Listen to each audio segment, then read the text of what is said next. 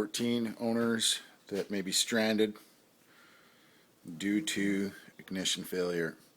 Like, you stop, you come back out, you press the button, nothing happens. It's happened to me. Luckily, I was at home. With a lot of research, this is what I found. There's a switch in the ignition that wears out, a spring wears out. What you need to do is trace your ignition wires back under your left side panel, right here. Not sure if you can see them, but there is two connectors. One is gray, one is black. Unplug the gray one.